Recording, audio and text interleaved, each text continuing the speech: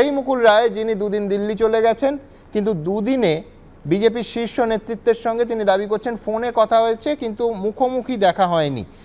পাশাপাশি তিনি আরও একবার আজকে জোর দিয়ে বললেন যে আমি বিজেপিতে ছিলাম, আছি এবং থাকবো। তাহলে ওই কিছুদিন আগে মানে তারিখটা বললে 11ই জুন 2021-এ ঠিক কী হয়েছিল বলুন তো? পরের প্রতিবেদন। আমি কয়েকদিনে কি পরিকল্পনা আছে? বিভিন্ন জায়গায় যাব, কথাবার্তা বলবো। অমিত শাহের সঙ্গে কোনো দেখা বা জেপি নাড্ডার আমি সঙ্গে? অমিতজির সাথে কথা বলেছি, ফোনে মানে কথা হয়েছে, আর সার্বিকভাবে গিয়ে দেখা হয়নি। নাড্ডাজির সাথেও গিয়ে কথা দেখা হয়নি।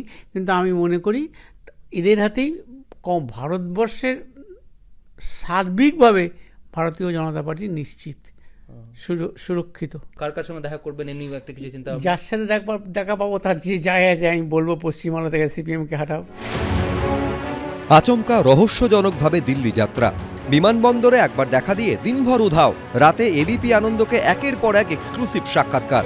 কার্যত শীতঘুম থেকে আচমকা খবরের শিরোনাম জুড়ে এখন একটাই নাম, মুকুল রায়। আর তার কথাতেই জল্পনা তুঙ্গে উঠেছে। মুকুল রায় এখন কোন দলে?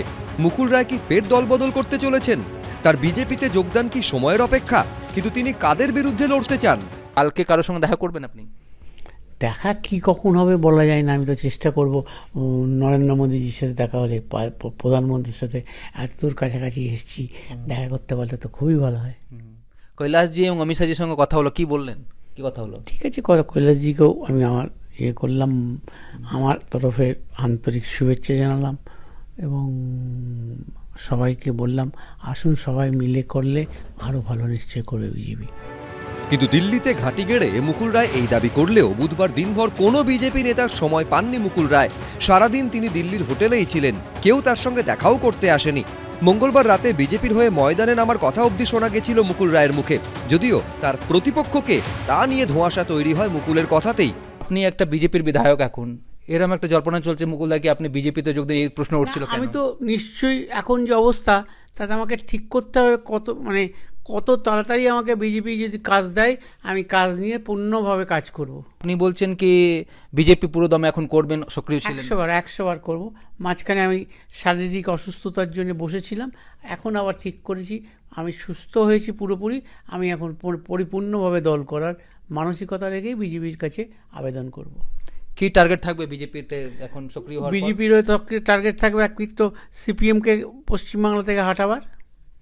আর তৃণমূলের বিরুদ্ধে হাঁটাবার লড়াই, তো লড়াই তো তৃণমূলেরকেই হাঁটাবার লড়াই। মঙ্গলবার রাতে মুকুল রায় দাবি করেছিলেন অমিত শাহ জেপি নাড্ডার সঙ্গে তার কথা হয়েছে, কিন্তু এইসব কথা বলার পর বুধবার সকালে তিনি জানালেন কৈলাস বিজয়বর্গীয়র সঙ্গে তিনি আর যোগাযোগ করতে পারছেন না। কৈলাসজির সঙ্গে কোনো কথা হলো? কৈলাসজিকে যোগাযোগ করার চেষ্টা করছি, পাচ্ছি না।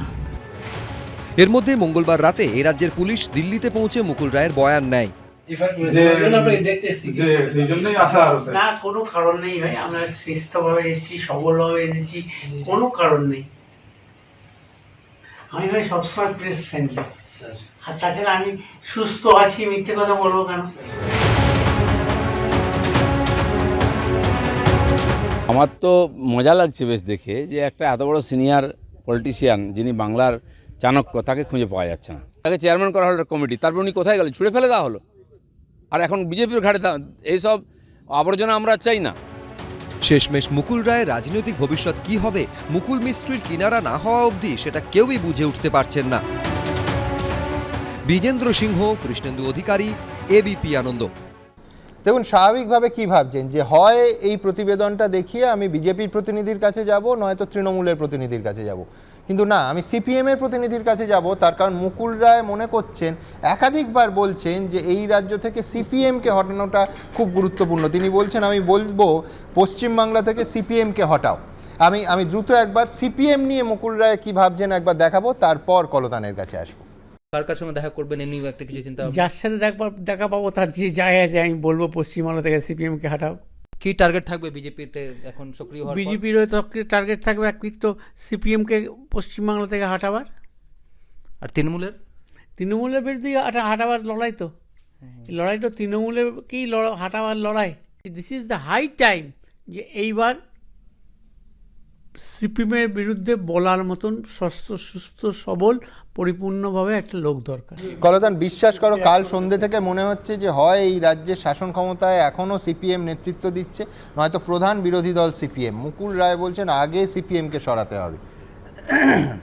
কার্ল মার্কসের একটা লেখার মধ্যে ছোট এক লাইন ছিল যে ইউরোপ কমিউনিজমের ভূত দেখছে, হ্যাঁ, তেমনি মুকুলবাবুও ফ্রয়েডিয়ান স্লিপে ওই রকম এখনও বামেদের ভূত দেখছেন কিনা আমি জানি না। হ্যাঁ, এখন মুকুলবাবু দিল্লি গেলেন, কেন গেলেন, কার সাথে দেখা করলেন, ছেলের আবার কোথায় কোনো একটা চিরকুটে নাম এলো, এই সবের জন্যই দিল্লি যাত্রা কিনা তাও বুঝতে পারছি। হ্যাঁ, কিন্তু অতীতে যা যা ঘটনা ঘটিয়েছেন সেই সব জিনিস থেকে আড়াল করার জন্যও দিল্লি যেতে পারেন।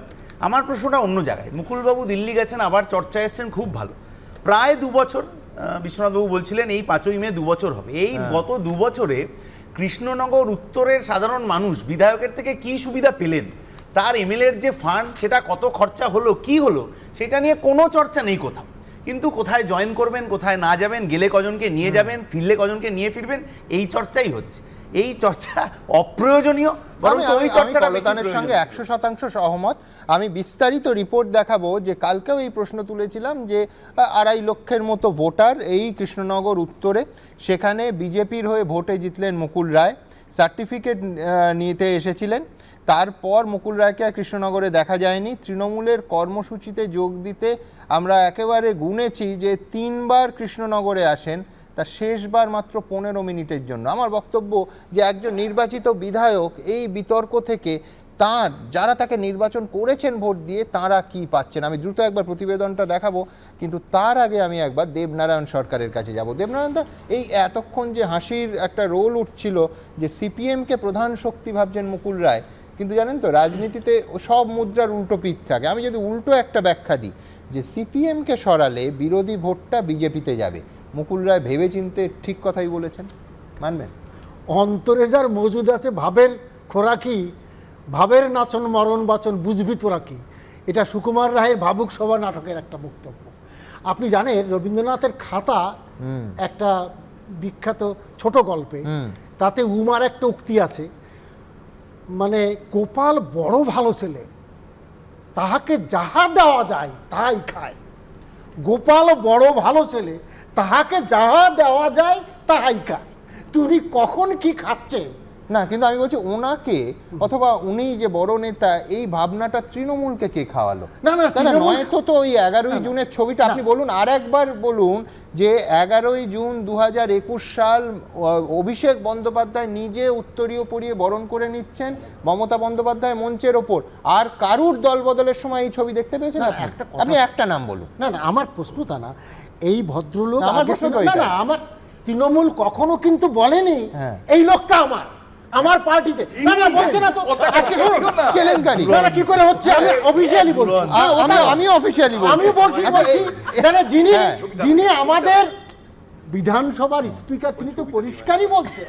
আমি একটু অফিশিয়ালি বলছেন, আমি একটু পরের প্রতিবেদনটা দেখাচ্ছি। পরপর একাধিক সিরিজ অফ রিপোর্টস আছে, আমি দেখাচ্ছি যে সেই দিন ছবিতে ঠিক কি ছিল, সেই দিন কে কি বলেছিলেন। আমার কাছে বিস্তারিত ট্রান্সক্রিপ্টও আছে, পড়ে শোনাবো, দেখুন। ভেজায় গরম, গাছের তলায় দিব্যি ছায়ার মধ্যে চুপচাপ শুয়ে আছি, তবু ঘেমে অস্থির। ঘাসের ওপর রুমালটা ছিল, ঘাম মুছবার জন্য যেই সেটা তুলতে গিয়েছি অমনি রুমালটা বলল ম্যাও। ছিল রুমাল, হয়ে গেল একটা বেড়াল। মুকুল রায়কে নিয়ে এখন যা হচ্ছে তা যেন হযবরলর গল্প। আমি এখন মনে করছি যে this is the high time যে এইবার সিপিএমের বিরুদ্ধে বলার মতন সুস্থ সবল পরিপূর্ণভাবে একটা লোক দরকার। কিন্তু পশ্চিমবঙ্গের শাসক দল এখন তৃণমূল কংগ্রেস, যেই দল আপনারা একটা সময় তৈরি করেছিলেন। নিশ্চয়ই তাই, আমি তাতে ছিলাম, সম্পূর্ণভাবে সাথ দিয়েছি, কিন্তু আজকে আমি আর নেই। কেন? না, তৃণমূলে থেকে তৃণমূলের বিরুদ্ধে লড়াই হয় না। মুকুল রায় কোন দলে, তৃণমূলে নাকি বিজেপিতে? তার প্রধান রাজনৈতিক প্রতিপক্ষ কে? 2011 সালে ক্ষমতায় থেকে যাওয়া সিপিএম নাকি এখনকার শাসক তৃণমূল? তার কথা থেকে মাঝে মধ্যেই বোঝা দেয়। তার মধ্যে আবার ধোঁয়াশা আরো বাড়িয়ে মুকুল কাণ্ড থেকে দূরত্ব তৈরি করতে বুধবার মুখ্যমন্ত্রী বললেন মুকুল রায় বিজেপির বিধায়ক, খাতায় কলমে ঠিকই বলেছেন, কিন্তু এই মমতা বন্দ্যোপাধ্যায় ও অভিষেক বন্দ্যোপাধ্যায়ের উপস্থিতিতে 2021 সালে তৃণমূল ভবনে মুকুল রায়কে উত্তরীয় পরিয়ে স্বাগত জানানো হয়েছিল। মুকুলকে আমরা, ও আমাদের ঘরেরই ছেলে, ঘরে ফিরলো, উনি তো বিজেপির এমএলএ আছেন। It is absolutely their own choice. Mukul Roy বা কম যান কিসে? বছর দুয়েক আগে তৃণমূল ভবনে উত্তরীয় পড়ে কত কথাই না বলেছিলেন, আজ আবার বলছেন বিজেপিতেই নাকি বরাবর ছিলেন। আমার অত্যন্ত ভালো লাগছে যে ভারতীয় জনতা পার্টি থেকে বেরিয়ে এসে এই নতুন আঙিনায় আমি যাদের সাথে দেখা হচ্ছে, কথা বলতে পারছি, আমার খুব ভালো লাগছে। এবং এটা ভাবছি যে বাংলা আবার তার নিজের জায়গায় ফিরবে, এবং এই ফেরার নেতৃত্ব দেওয়ার জন্যে যিনি সামনে থেকে বাংলাকে লিড করবেন তিনি আমাদের সকলের নেত্রী, ভারতবর্ষের নেত্রী। তিনি আর কেউ নয়, আমাদের সকলের নেত্রী মমতা বন্দ্যোপাধ্যায়। আবার এই যে কথাটা বলা হচ্ছে না যে আবার আসছি, এই কথাটা ঠিক নয়। আমি বিজেপিতে ছিলাম, আছি, থাকবো। তো টিএমসি তৃণমূল ভবনে গিয়ে যে যোগদান হলো সেটা কি হলো? ওটা একটা এক সময়ের জন্য ঘটনা হয়েছিল।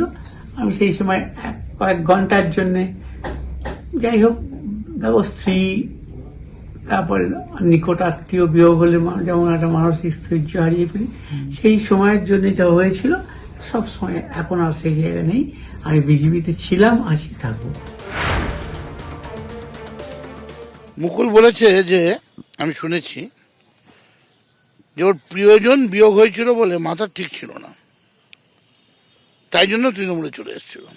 আমার সব থেকে মাথা খারাপ ছিল যখন আমি 23 মাস কাস্টাডিতে ছিলাম। আমি কিন্তু তৃণমূল ছেড়ে চলে যাইনি। শেষ ছিল আমার দিদি, এইমাত্র তার নশ্বর দেহ কেওড়াতলায় দিয়ে গঙ্গা স্নান করলাম। তাহলে সেই হিসেবে আমার এক্ষুনি এই প্রিয়জন বিয়োগে দুঃখিত হয়ে বিজেপিতে চলে যাওয়া উচিত। তাহলে এবার থেকে দলে কাউকে নেবার আগে একটা মেডিকেল ইউনিট করা হোক, মাথা ঠিক আছে কিনা, ব্রেন কাজ করছে কিনা সেটাও আছে কিনা দেখা উচিত। এবার পার্টি অন্তত একটা ভালো টিম করুন না। ধরুন শান্তনু সেন, নির্মল মাঝি, এরকম কত ভালো ভালো ডাক্তার আমাদের মধ্যে রয়েছে, এদের দিয়ে একটা মেডিকেল ইউনিট করিয়ে তারপর যে ঢুকবে তাকে একটা মেডিকেল চেক করে নিক। তাহলে তখন তো ওই এমআরআই সিটিতে ওইগুলো ধরা পড়ে যাবে। ফলে চোর পালাবার আগে চোরকে চেক করো, চোর পালালে বুদ্ধি বেরো, তার লাভ নেই। এখন মুকুল রায়কে দেখে মদন মিত্রর পরামর্শে তার দল কান দেয় কিনা সেটাও দেখার বিষয়। বিজেন্দ্র সিংহ, উজ্জ্বল মুখোপাধ্যায়, সুমন ঘড়াই, এবিপি আনন্দ। এই মুহূর্তে আমাদের সঙ্গে এই অনুষ্ঠানে আছেন বিশিষ্ট মনোবিদ ডক্টর সব্যসাচী মিত্র। ডক্টর মিত্র, এই জন্য আপনার ভূমিকা খুব গুরুত্বপূর্ণ যে এখানে আমরা যারা আছি কেউ এই বিষয়ে ডাক্তারি অভিমত দিতে পারবো না যে মুকুল রায় সুস্থ না অসুস্থ। তিনি একরকম বলছেন সম্পূর্ণ 100% ফিট। তার ছেলে বলছেন তিনি একেবারে মানসিকভাবে অসুস্থ, মেন্টালি ডিসব্যালেন্স বলা হয়েছে। আর্টিকুলেট না অসংলগ্ন আমরা বুঝতে পারছি না। রাজনৈতিক জীবন, তার যা চিন্তাভাবনা সেটা একটা বিশেষ সময় আটকে গেছেন কিনা মানসিকভাবে, যে সময় সম্ভবত 2011-র আশেপাশে, সেটা নিয়েও জল্পনা আছে। নানা তত্ত্ব ভাসছে, নানা ব্যাখ্যা হচ্ছে তার। সেই ব্যাখ্যার ভিত্তিতে রাজনৈতিক দাবা খেলায় ওই চাল চালা হচ্ছে। কিন্তু মনের চিকিৎসক হিসেবে 5টা সাক্ষাৎকার গতকাল থেকে আজ অবধি মুকুল রায় যা দিয়েছেন আমাদের, সেটা দেখে আপনার কি মনে হচ্ছে ডক্টর মিত্র? দেখুন, আমার যেটা মনে হচ্ছে there are quite a few possibilities. আমরা ডাক্তারি পার্লেন্সে তো একখানা ডেফিনিটিভ ডায়াগনোসিসে যাওয়াটা খুব অনুচিত হয়। তো এখানে কয়েকটা পসিবিলিটি যেগুলো দেখা যাচ্ছে সেটা হচ্ছে একটা ডিমেনশিয়া, 1 নম্বর।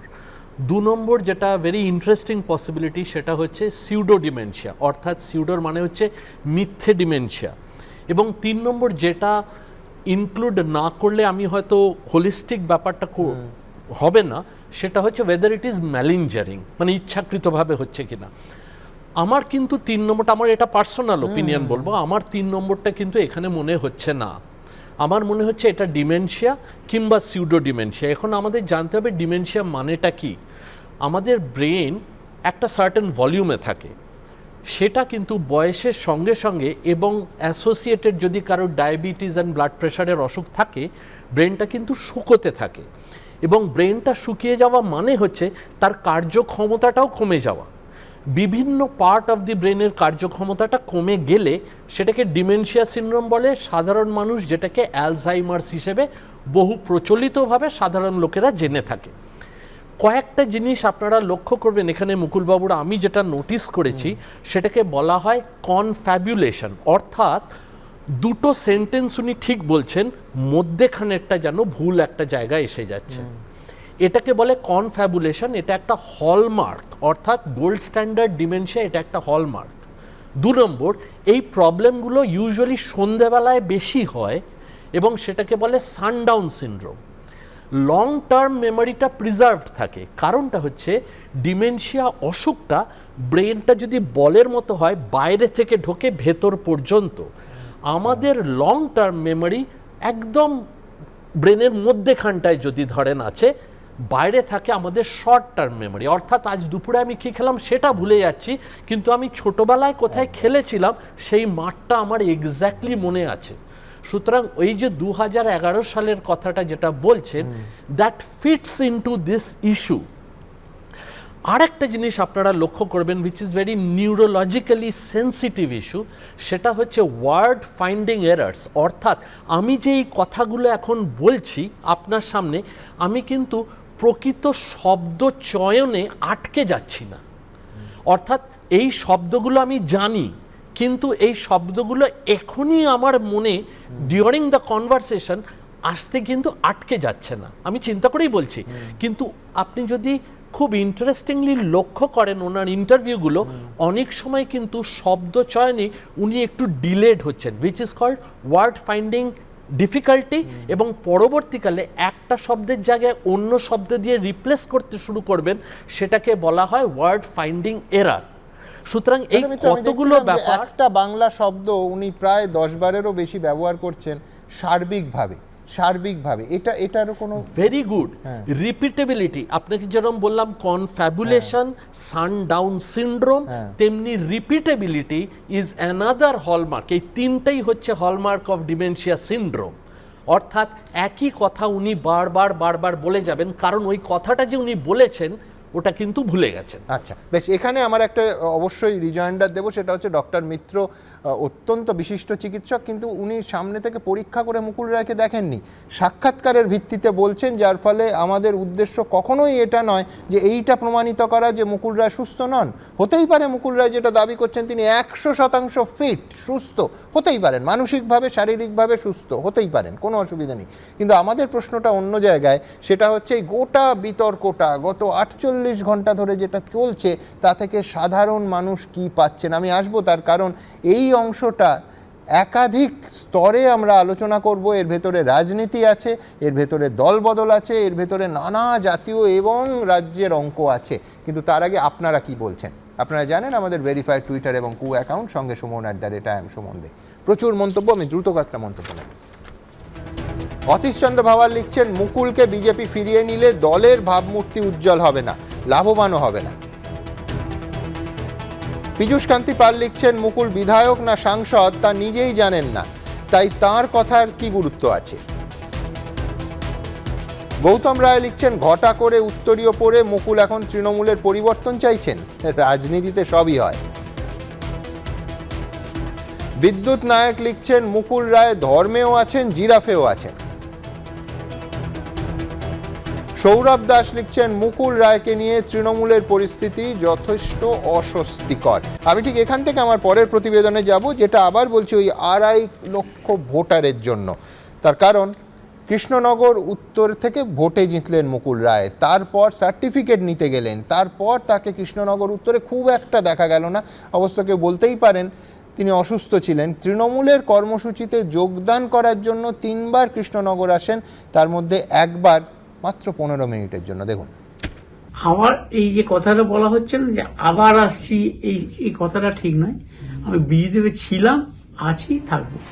মুকুল রায় বিজেপিকে চান, কিন্তু বিজেপি মুকুল রায়কে চায় কিনা, কিংবা হঠাৎ তিনি কেন দিল্লিতে ছুটলেন, এইসব নিয়ে নানা মুনির নানা মত হলেও কৃষ্ণনগর উত্তর বিধানসভা কেন্দ্রের অধিকাংশ মানুষই কিন্তু একটা বিষয়ে একমত, তা হলো বিধায়কের দেখা মেলে না।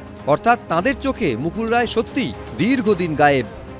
ইলেকশন হয়ে যাওয়ার পর থেকে ওনাকে আমার কোনোদিন দেখিনি। আমরা মুকুল রায়কে ইলেকশনের টাইমেই মানে উনি হচ্ছেন যেন শ্রমিকরা যায় কাজে, উনি একবারই এসেছিল, ভোট নিয়ে লুট করে চলে গিয়েছে, তারপর আর এখানে দেখা যায় না।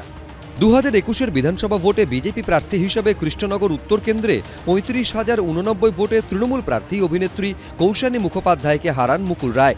জয়ের পর সার্টিফিকেট নিতে কৃষ্ণনগরে এসেছিলেন মুকুল রায়। সূত্রের খবর, বিজেপির হয়ে নাকি সেটাই মুকুল রায়ের শেষ কৃষ্ণনগর যাত্রা। এরপর 11ই জুন তৃণমূল ভবনে অভিষেক বন্দ্যোপাধ্যায় মুকুল রায়কে উত্তরীয় পরিয়ে দেন।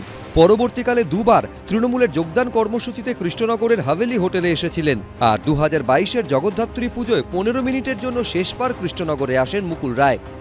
আমার ব্যক্তিগতভাবে খারাপ লাগে আমার কৃষ্ণনগর উত্তর কনস্টিটুয়েন্সির প্রত্যেকটা মানুষের জন্য যারা বিশ্বাস করে আর কি ভোট দিয়েছিলেন ওনাকে, যেই এক্সট্রা 30,000 ভোটের মার্জিনে উনি জিতেছিলেন আমার থেকে, সেই 30,000 মানুষের বিশ্বাস উনি ভাঙলেন। প্রথম 4 মাস মতো আমি দেখভাল করেছি, মানে অথরাইজ পার্সন হিসেবে। সার্টিফিকেট যেগুলো সেগুলো প্রাথমিক অবস্থায় আমার কাছে সেই সময়টুকুনি ছিল, সেইটুকুনি আমি ডিস্ট্রিবিউট যে সময়টুকুনি আমি দায়িত্ব ছিলাম করেছিলাম। অসুস্থ হওয়ার পরবর্তীকালে আর বিষয়টা হচ্ছে সেইভাবে কোনো সঠিকভাবে কোনো কিছু হয়েছে বলে আমার জানা নেই। আমাদের বিধানসভা ভোট হওয়ার পর থেকে ওনাকে আমরা যথেষ্ট ওনার প্রতি আমরা পরিশ্রম করেছি, আমরা কেন সকলেই পরিশ্রম করেছে, কিন্তু সেইভাবে আমরা ওনাকে পাইনি। উনি আমাদের সাথে বিশ্বাসঘাতকতা করেছে, যেটুকু মানুষের সুবিধা পাওয়া যায় সেই সুবিধাটা মানুষ আমাদের কৃষ্ণনগরবাসী পায়নি। মুকুল রায়কে নিয়ে কৃষ্ণনগরের বিজেপি নেতা আর তৃণমূলের নেতাদের অভিজ্ঞতার তেমন কোনো পার্থক্য নেই। মুকুল রায় তো দীর্ঘদিন ধরে অসুস্থ, ওনার সঙ্গে তো কৃষ্ণনগর শহরের মানুষের দীর্ঘদিন যোগাযোগ নেই। যদি কারোর কোনো প্রয়োজন হয় সেক্ষেত্রে কেউ কাঁচরাপাড়া, কেউ সল্টলেক গিয়ে তার সঙ্গে যোগাযোগ করেছে। মুকুল রায়ের থেকে কৃষ্ণনগরের মানুষ সেভাবে কোনো সহযোগিতা এখনো পর্যন্ত পায়নি। চেয়ারম্যান হিসাবে আমরা ওরকম পাইনি, ওনার সঙ্গে আমার ততটা হৃদ্রতা হয়নি যে কাজকর্মে বলুন কোনো কিছু সহযোগিতার সেটা হয়নি। এই রিসেন্ট 15 লাখ টাকা না কত দিয়েছে। একজন বিধায়কের সার্টিফিকেট স্থানীয় মানুষের নানা কাজে প্রয়োজন হয়, কিন্তু বিধায়কই যদি এলাকায় না আসেন তাহলে সেই সার্টিফিকেট পাবেন কি করে সাধারণ মানুষ?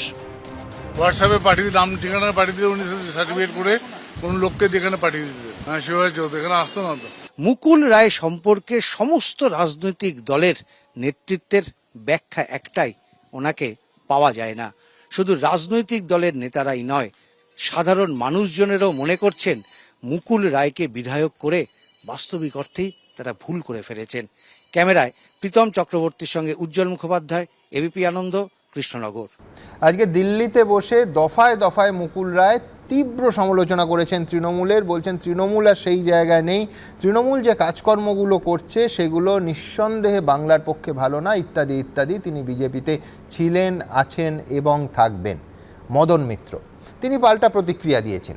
না, তার থেকেও যেটা গুরুত্বপূর্ণ সেটা হচ্ছে মদন মিত্র পার্টি তীব্র সমালোচনা করে বলছেন মুকুল রায়কে যেভাবে নেওয়া হয় মনে হয়েছিল যেন দিল্লির বিজেপি সিংহাসন দখল করলাম। বিস্ফোরক মদন মিত্র। মুকুল কি বলছেন, মদন কি বলছেন, কার আক্রমণের কে লক্ষ্য অথবা কারা লক্ষ্য, দেখুন। কেউ আসছে, কেউ যাচ্ছে, কিরকম একটা রেস্টুরেন্টের মতো হয়ে যাচ্ছে।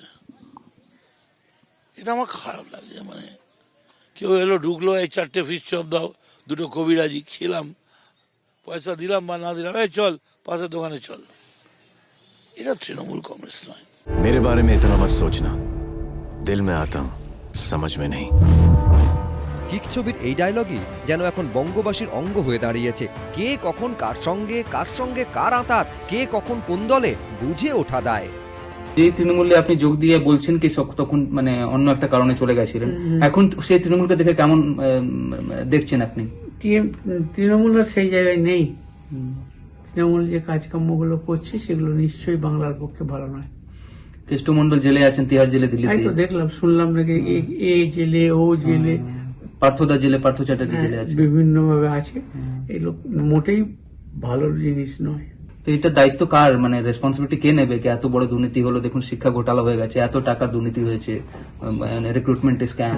আমরা প্রত্যেকেই অ্যাডাল্ট লোক, দায় দায়িত্ব কেউ নেবে না। অ্যাডাল্ট লোক, তার দায় দায়িত্ব কে নেবে?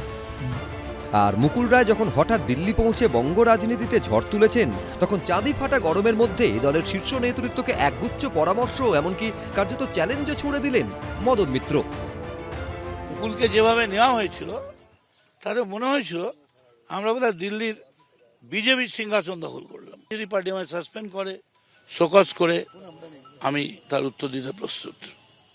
কিন্তু আজকে মুকুলের দেখানো পথে কাল তো আরও 10 জন হাঁটবে, বলবে অ্যালজাইমার হয়েছিল, হাগিস পড়ছি, লুজ মোশন হয়ে যাচ্ছে, এখান থেকে দিল্লি অবধি হাগিস, দিল্লির পরেই বলছি কি কথাটা বলেছে, আমি বিজেপির এমএলএ, আমার রক্ষণাবেক্ষণ, আমার দেখার, আমার থাকার দায়িত্ব নেওয়ার অধিকার এবং দায়িত্ব বিজেপির রয়েছে। আরও বলেছে আমি অমিত শাহের সঙ্গে দেখা করব, আমি নাড্ডার সঙ্গে দেখা করব। এখানেই থামেননি মদন মিত্র, দলের শীর্ষ নেতৃত্বের সিদ্ধান্ত নিয়ে সরাসরি প্রশ্ন ছুড়ে দিয়েছেন তিনি। গত বছরের যে 21শে আমাদের যে জুলাই, তার আগে যে ভার্চুয়াল মিটিং, তাতেও মমতা ব্যানার্জি অভিষেকের পাশে মুকুলের চেয়ার ছিল। কিসের জন্য? মানে বিজেপিতে চলে গিয়ে সমস্ত খবর দিয়ে সাবোটেজ করে তারপর পাগল সেজে গেলে মঞ্চে জায়গা হয়ে যাবে। আমরাও সব পাগল হয়ে যাই, জায়গা হয়ে যাবে পাগল, তারপর কিছু হলে বলবো মাথা ঠিক ছিল না। কিন্তু এখনও আমরা কেন যে মরছি এদের নিয়ে, এই পচা মালেদের নিয়ে। মুকুল রায় একসময় তৃণমূলের নাম্বার 2 ছিলেন। বিজেপিতে যোগ দিয়ে পুরনো দলের শীর্ষ নেতৃত্বকে যথেষ্ট আক্রমণ করেন তিনি। তারপরেও তাকে উত্তরীয় পরিয়ে পার্টির সদর দফতরে অভ্যর্থনা জানান মমতা বন্দ্যোপাধ্যায় ও অভিষেক বন্দ্যোপাধ্যায়। আর এখন মুকুল রায় বলছেন বিজেপি তাকে দায়িত্ব দিলেই তিনি ময়দানে নেমে পড়তে প্রস্তুত।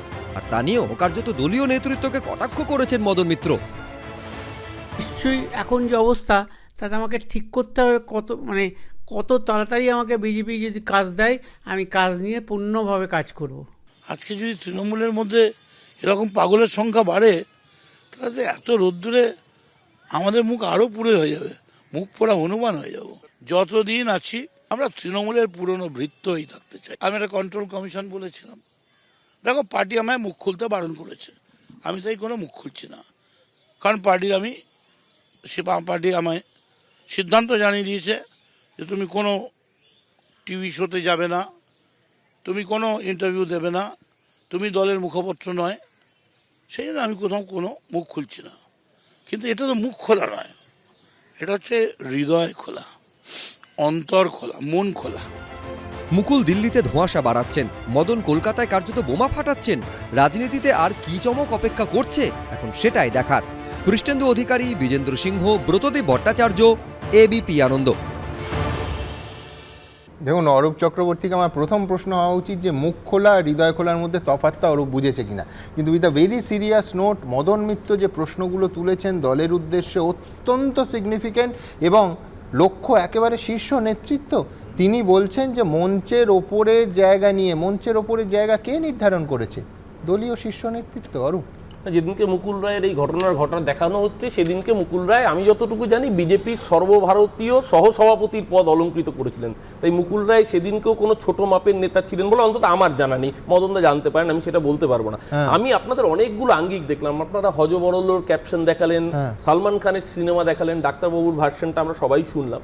আমার ওই হজবর সুকুমার রায়ের লেখা ওই গেছো দাদার চরিত্রটা মনে পড়ছে। আজ রানাঘাট, কাল ডায়মন্ড হারবার, পরশু তিব্বত। মুকুল রায়ের অবস্থান নিয়ে যেভাবে ব্যাখ্যা করা হচ্ছে, আমি একটু অন্যভাবে দেখতে চাই। না, কিন্তু আমি বলছি যে এই মানে তো আমি যদি ধরেই উনি যে হজবরলার মতো তিনি একদিন এক দলে, পরের দিন অন্য দলে, ইত্যাদি ইত্যাদি যান বলেছে। সম্বুধ সূত্র তৃণমূলে, মঙ্গল বৃহস্পতি শনি বিজেপিতে, রোববার বিশ্রাম নিচ্ছে। সেটা আরো ভালোভাবে আমাদের এইরকম মানুষকে 2021 সালে মঞ্চের ওপর শীর্ষ নেতৃত্ব বুকে জড়িয়ে উত্তরীয় পরিয়ে নিলেন কেন? না, আমি আবারও বলছি, সেই সময় তারপরে কোন পদ দেওয়া হলো দল বদলের পর? এই আনুষ্ঠানিক দল বদল বলবো না সে তো বিধানসভায় ঠিক হবে, কিন্তু পাবলিক অ্যাকাউন্টস কমিটির শীর্ষ নেতা কৃষ্ণ কল্যাণীর আগে সেই অ্যাকাউন্টস কমিটির সেটাকে বৈধতা মুকুল রায় দিচ্ছেন, উনি বিজেপির বিধায়ক। আমি সেই প্রশ্নে পরে আসছি।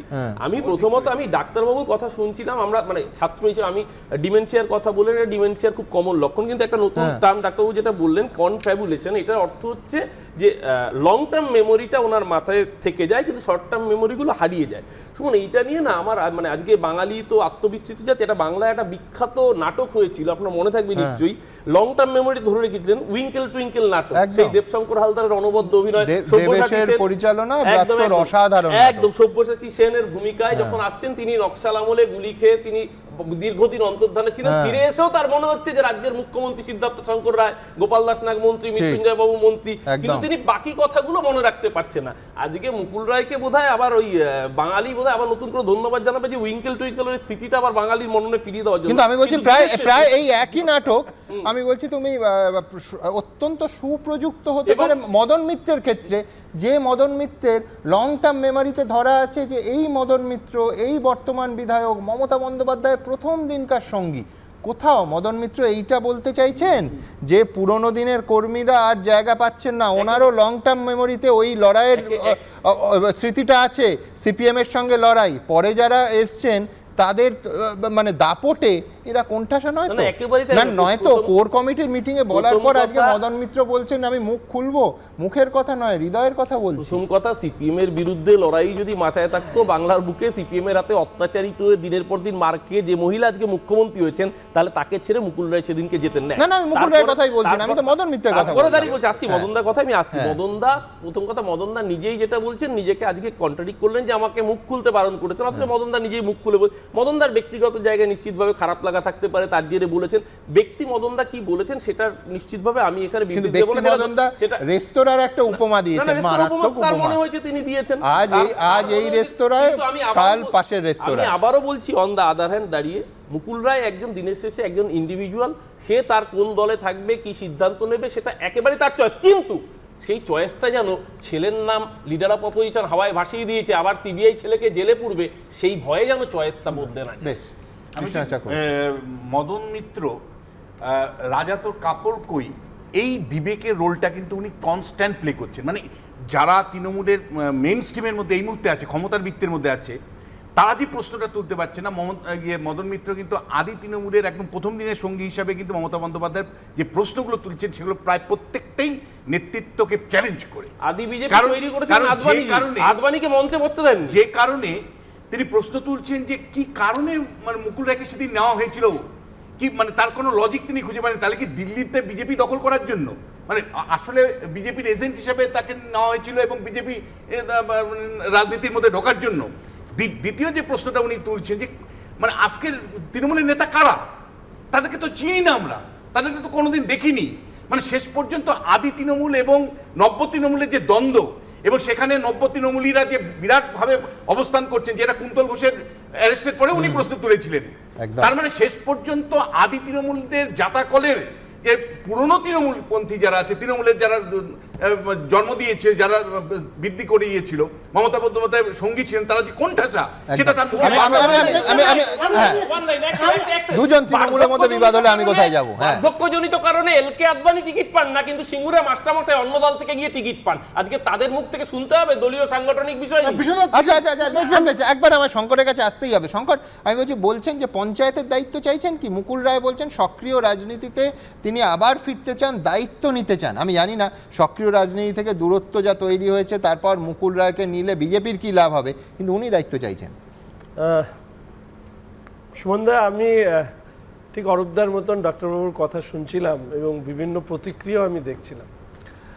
প্রথমত আমার ওনার বক্তব্যের পরিপ্রেক্ষিতে আমি আমাদের রাজ্য বিজেপি, আমাদের মুখপত্র শ্রমিক দা ইতিমধ্যেই ক্যাটাগরিক্যালি জানিয়ে দিয়েছেন যে উনি কি বক্তব্য রাখছেন তার সম্পর্কে ভারতীয় জনতা পার্টি প্রদেশ কমিটি কোনো ধরনের গুরুত্ব দিতে রাজি না। ফলে মুকুলবাবু কি বলছেন সেটা নিয়ে এই মুহূর্তে প্রতিক্রিয়া দেওয়া আমার কাছে বাতুলতা মাত্র। দ্বিতীয় বিষয়, সবথেকে বড় প্রশ্ন প্রায় নো ম্যানস ল্যান্ডে দাঁড়িয়ে থাকা একজন ব্যক্তি। এই প্রশ্ন দুজন ভালো দিতে পারবে। একটা মঞ্চ আমরা দেখলাম যতদূর সম্ভব 21 তারিখে, ওই মঞ্চে যারা বসেছিলেন তারা দিতে পারবেন, আর বিধানসভার অভ্যন্তরে মাননীয় স্পিকার সাহেব দিতে পারবেন। আমি যে কথাটা বলছিলাম বিশ্বনাথ দা, সেটা হচ্ছে এটাও খুব দুর্ভাগ্যের। আমি বলছি শঙ্কর, একটা দল টিকিট দিল, তারপরে তিনি বদল করে আরেক জায়গায় গেলেন। আমি বলছি আজকে এই কৃষ্ণনগর উত্তরের ভোটাররা জানতে চাইছেন যে মুকুল কার, তিনি কোন বাগানে ফুল হয়ে ফুটলেন, অথবা কোথা থেকে ঝরলেন। আমি বলছি যে আজকে রাজ্যের শাসক বা বিরোধীর কাছে যদি তার জবাব না থাকে, সেটা গণতন্ত্রের পক্ষে দুর্ভাগ্যজনক, একদম পরিষ্কার দুর্ভাগ্যজনক। এই পুরো চিত্রনাট্যে ডাক্তারবাবু যখন বসেছেন এখানে নিশ্চিতভাবে কোনো একটা আঙ্গিকে বিচার করা হচ্ছে। এই আঙ্গিকটাকে যদি আমরা বাদ দিই, কৃষ্ণনগরের সাধারণ মানুষের কাছে এটা একটা বড় যন্ত্রণার এবং দুর্ভাগ্যের। তার দায় এই সিস্টেমের মধ্যেই আমাদের মনে হয় প্রত্যেককে নিতে হবে। কেন প্রত্যেকে নেবে? কেন প্রত্যেকে নেবে? তুমি বহিষ্কার করেছো মুকুল রায়কে, তুমি বহিষ্কার করেছো দল থেকে মুকুল রায়কে। আমি আরেকটি জিনিস আমি অনেকক্ষণ ধরে মুকুল বাবুকে দল থেকে এক্সপেল করলো, সাসপেন্ড করলো, শোকজ করলো। আচ্ছা বেশ, আমি যাব, কিন্তু তার আগে আপনাদের সামনে আমি আসবো শঙ্কর।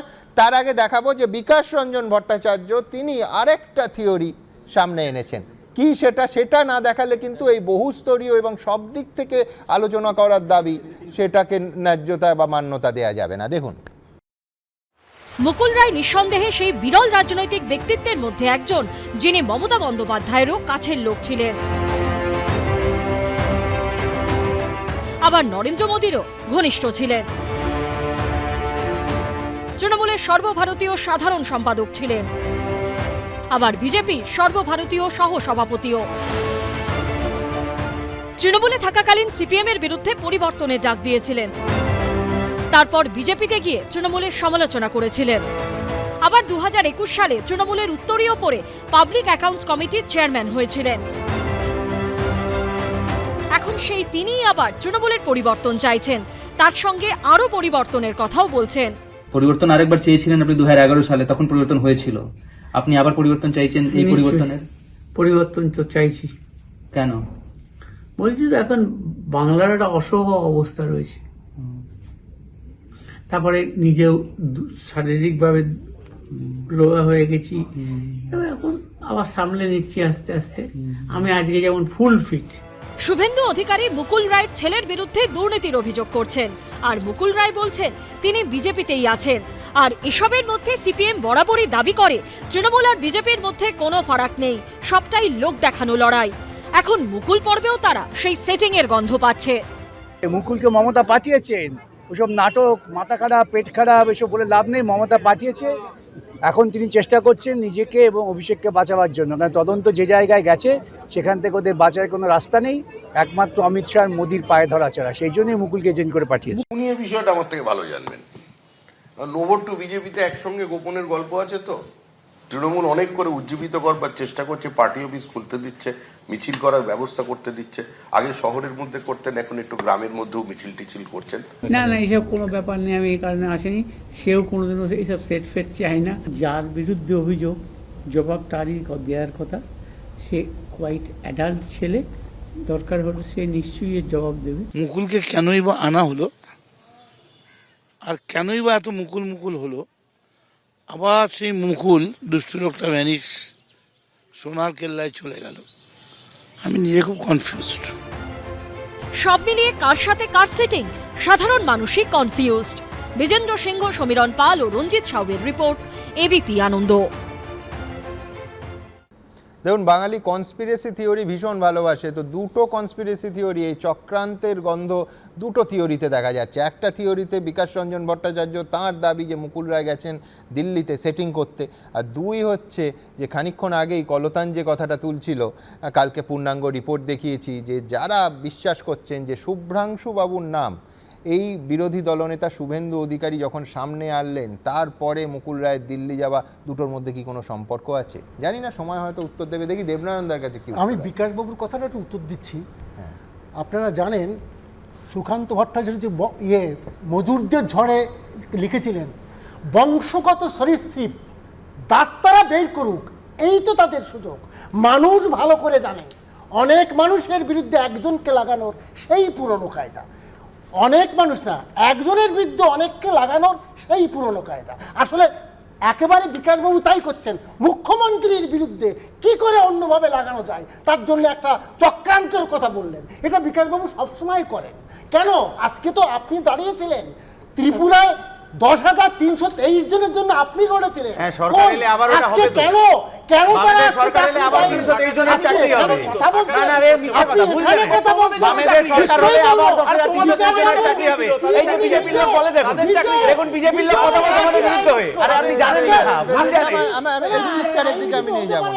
তারা নিজের দোষ রয়েছে, পারেননি সেখানে কেন? দেখছেন ডাক্তারবাবু আছেন, আমি বলছি ডক্টর মিত্র, একটা বাক্য খুব সিগনিফিকেন্ট মুকুল রায় বললেন যখন ওনাকে প্রশ্ন করা হলো যে তাহলে আপনি যখন তৃণমূলে যোগ দিয়েছেন সেই মঞ্চে 11ই জুন 2021 তখন যোগ দিয়েছিলেন কেন? তিনি বলছিলেন যে ওই সময় তার স্ত্রী বিয়োগ হয় এবং তাতে একটা ইঙ্গিত দিলেন যে সেই সময় মানসিকভাবে তিনি স্থির ছিলেন না। এর কোনো ডাক্তারি ব্যাখ্যা আছে?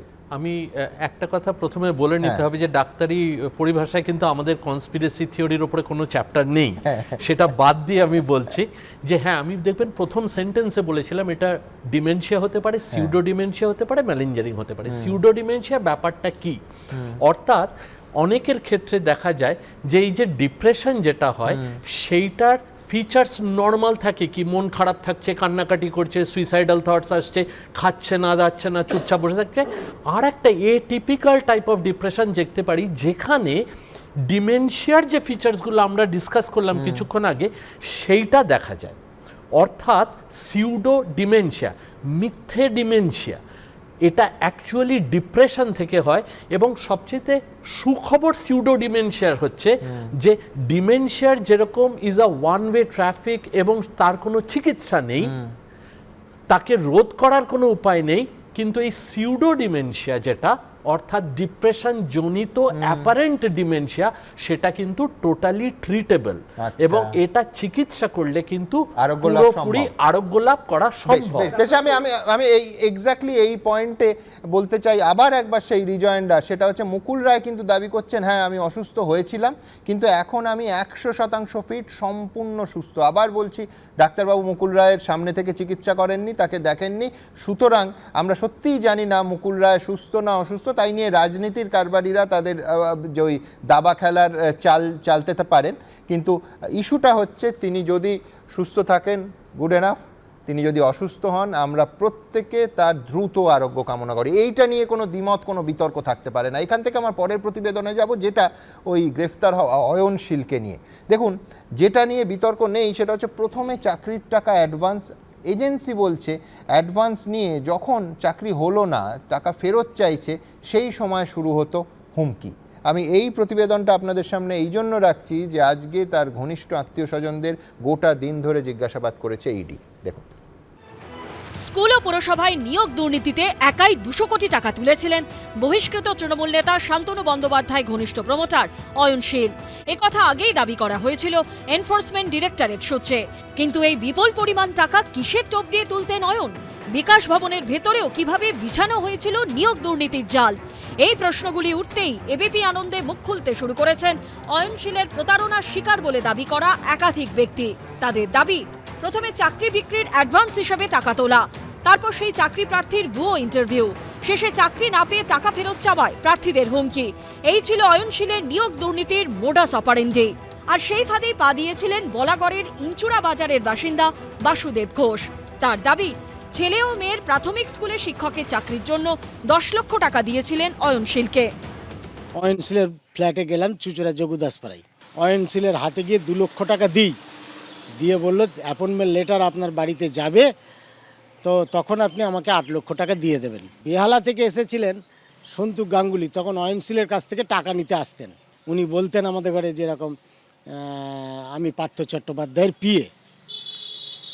তারপর উনি বললেন যে 1 মাস আমাকে আরও সময় দিন, তো সময় দিলে আমি আশা করছি করে দিতে পারবো। এখান থেকেই শুরু হতো চাকরি বিক্রি চক্রের নেক্সট স্টেপ। অভিযোগকারীদের দাবি, প্রথমে তাদের একটি কাগজ দেখিয়ে দাবি করা হতো নিয়োগের প্রাথমিক তালিকায় নাম উঠেছে। কথা বলে আরো কয়েক লক্ষ টাকা হাতিয়ে নেবার চেষ্টা করা হতো। তারপর শুরু হতো ইন্টারভিউ, তাও আবার বিকাশ ভবনে। অভিযোগ যার গোটাটাই ভুয়ো। বিকাশ ভবনে ছেলে মেয়েকে বিকাশ ভবনে নিয়ে গিয়ে দোতলাতে একটা এরকম টেবিলের ওপর খাতা আর পেন রেখে দিয়েছেন, সেখানে নাম আর স্বাক্ষর লিখে দিয়ে চলে আসতেন, মোবাইল নাম্বার, বুঝতে পেরেছেন, এইটা লিখে দিয়ে চলে এসেছিল, সেটাই হলো ওদের ইন্টারভিউ। একই অভিযোগ নাম প্রকাশে অনিচ্ছুক হুগলির পান্ডুয়ার বাসিন্দা এক মহিলার। তার দাবি, টেট পাস না করেও প্রাথমিক শিক্ষকের চাকরির জন্য অয়নশীলকে 5 লক্ষ টাকা দিয়েছিলেন। প্রথমে 2015 সালে আমি পান্ডুয়ারি বাসিন্দা বোসপাড়ার আব্বাস আলীকে 5 লাখ টাকা দিই। উনি বলাতে আমি দিয়েছিলাম। তারপরে যখন ওনার কাছে আমি 2017 সালে টাকাটা ফেরত চাই যে আমার চাকরির দরকার নেই, তখন উনি বলেন আমি টাকা নিয়ে অয়নশীলকে দিয়েছি। আমরা ওনার কাছে গিয়েছিলাম, 3বার গিয়েছিলাম, তার মধ্যে 2বার ঢুকতে দেয়নি, আমাকে 3বারই ঢুকতে দেয়নি। বলেছিলেন যে এটাতে তোমাদের নাম আছে কি দেখো, যদি থাকে তাহলে তোমাদের চাকরি হবে। ওনারা আমাদের নাম দেখেছিলেন, কিন্তু তারপরেও বলেছিলেন যে আমাদের চাকরির দরকার নেই, টাকাটা ফেরত দিন। কিন্তু উনি বললেন যেহেতু নাম চলে এসেছে এখানে, আমরা টাকা ফেরত দিতে পারবো না। প্রাইমারি টিচারের চাকরি পেতে অয়নশীলকে 5 লক্ষ টাকা দিয়েছিল সুরজিৎ আদকের পরিবারও। এক মিডলম্যানের মাধ্যমে পরিচয় হয়েছিল অয়নশীলের সঙ্গে। তার অভিজ্ঞতাও কোনো অংশে কম নয়।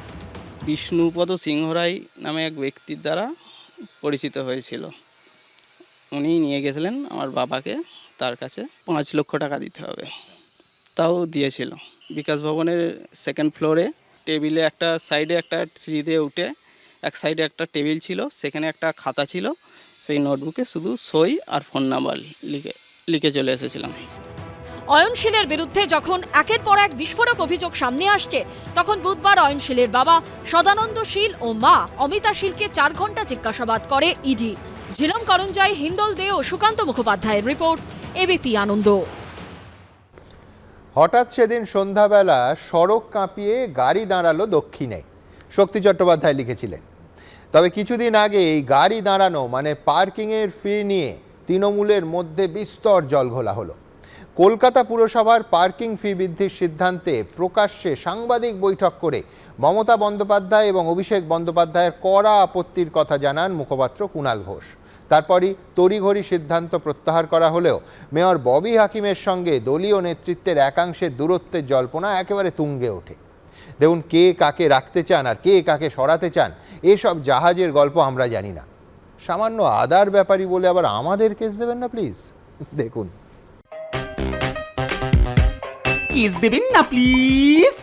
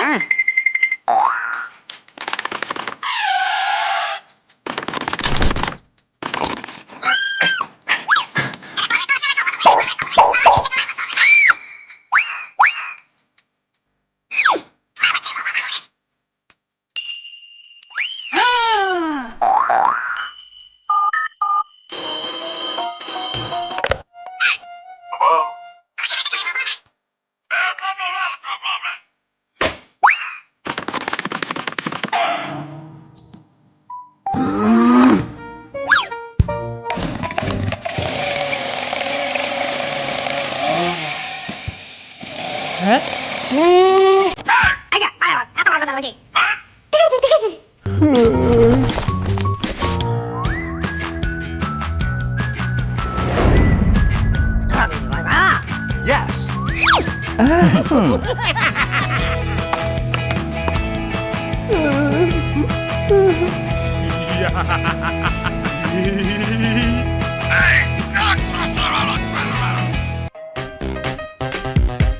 কেস দেবেন না প্লিজ।